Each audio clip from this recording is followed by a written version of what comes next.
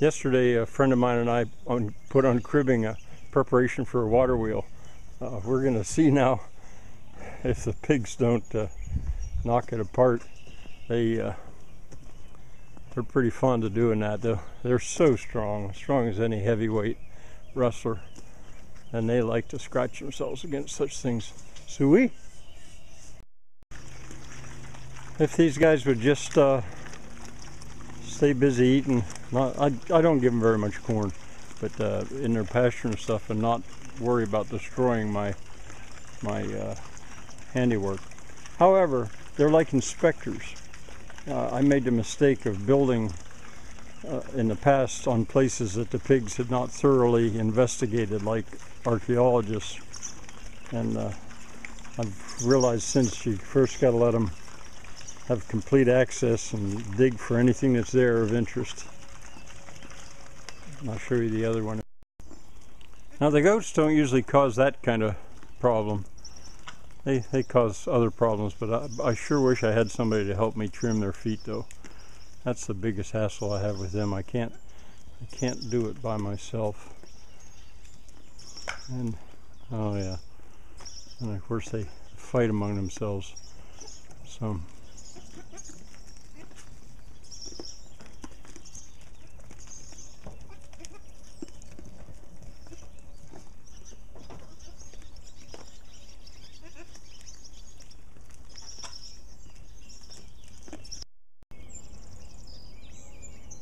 here's the other water wheel proposal, which this afternoon when I turn the pigs over on this side, they'll have a chance to demolish it before I get further. It only took my friend and I about a little over a half hour to set it up on cribbing. I just, you know, I'll stabilize it if I have a chance to before they start scratching themselves on it. But since nothing's nailed, it's just a pile. You can imagine that they can knock it apart. Now you can look at this and easily think, boy, what bad work. I'm doing this on muddy ground. But I don't know, it's fun. I think it'll work. I have a water supply, a little tiny water supply at the moment. My plans for this water wheel is to make it actually over 20 feet high. This is just a hub. It'll be driven from way up above. And what I'm going to do first is I'm going to see if I can tie those old barrels in a chain around kind of the rim. You'll see there's the outflow down to a terrace garden. You'll see if the pigs leave it alone, even just today, I think, because I'll stabilize it a little bit. I just muddied the water there because I was cleaning something like that up. That's a deposit from the last heavy rain that we had. These ditches, since they're on contours, perfect contours, the water slows way up when it hits a ditch and it drops its silt. And so I go along, see if I can do this with one hand, and I'll take that and I'll pull that down onto the breast. There's another one. A very, very fun thing to do, but I better go before them. I should do it going upstream. That way I could see where it is. Here's a little bit further along on this this ditch. The reason the water's flowing at all, I said a perfect contour, is because I've got it open at the end. If I closed the end, it wouldn't. If I opened it at the back, it would flow the opposite direction. There's where I came from. This is all new. This area it was just early this spring when it was still frozen. I let the pigs in here and I flooded it, and man, you could just hardly walk through it. It was so rough. But of course the pigs are doing their thing.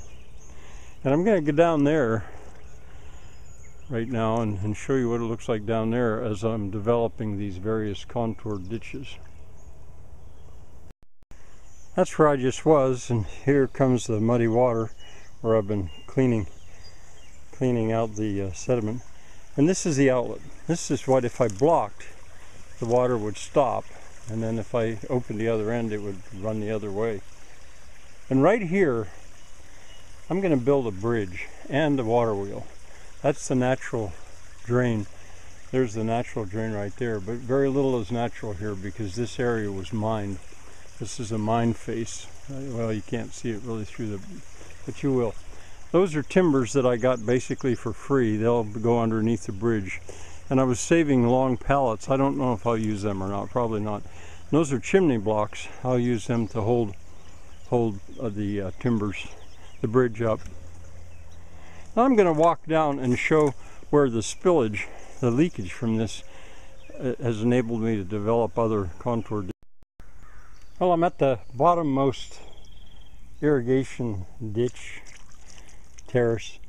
There's one, there's the next one up, and there's another. That's 3, 4, 5, 6, 7. I think there's 7 between the last place I filmed and here. That windmill I'm going to move to the top of the hill. And all these pallets that are around in piles, they're the remains of fencing. I experimented with pallet fencing. It would have worked, but it would have taken human attention. And I'm just one person. So I've gone over to electric fence for now. That's the mine face that I talked about. You'll hear more about that later. I'm actually drying this off right now. I hate to let the ditches go completely dry. I'll probably start to open some hatches and start to irrigate as soon as the ground gets hard again. Here's another view of these terraces. I'm at the third one up, and you can see right here I could block that off and continue to bring the terrace here, but this ground where I'm standing is harder. It's when the water's been there for a little while, it softens it, and it's very easy to add to the ditch. This area, I was going to call it, I've always called it the fair field, because I thought it would make a great field to have a little fair in it. Up there I called the Impossible Garden, and further up the Impossible Garden Extension. Well, I think those are both very possible gardens now with this system, and I think I'm liable to call all of these gardens the irrigated, or rather the terraced gardens, or some name like that. Oh, I gotta film this. You can see the lovely, snaky, organic nature of contoured, of ditches that are on perfect contours. It has nothing to do with straight. Level and straight are two different concepts. And then here's the one that I started over by that, by the lane. You can see the water's flowing here, and as you probably remember, I'm letting it go out. But if I block that other end up, well, then it'll start spilling. It'll brim over this whole edge and go from one terrace down to the next. Here you can see where a pig walked across there, and you know, it's not leaking, but I'll just hoe it up a little bit. What this is doing really is just like sharpening. I'm sharpening the edge, the brimming edge. This is the I should name these. Now you look at the cloudy water, you can see which way the water's flowing. Otherwise you really couldn't see. But I'm going to come over here. Earlier there'd be salamanders in here, frogs' eggs, and then especially lots of salamanders. Now there you can see where I'm bringing the water down, and when it hits the contoured terrace, it drops whatever sediment it has. That's from that heavy rain. And there's no riffles or ripples out through there at all. It's just like glass practically. That's because there's no hydraulic jump is the name for that. Now I'll clean this out right here. I mean, scientists have a term for it when you see ripples. And going that way, the same is true. There's not a single ripple. It's dead level. But that end is open slightly. I might have it closed. And most of the flow is going out that end. Don't have a lot of water at the moment because it's June. It'll slow up now. Well, the pigs had their first chance to destroy my 45-minute or half hour's work. Still standing. Now let's go down and see what they're doing in the new pasture.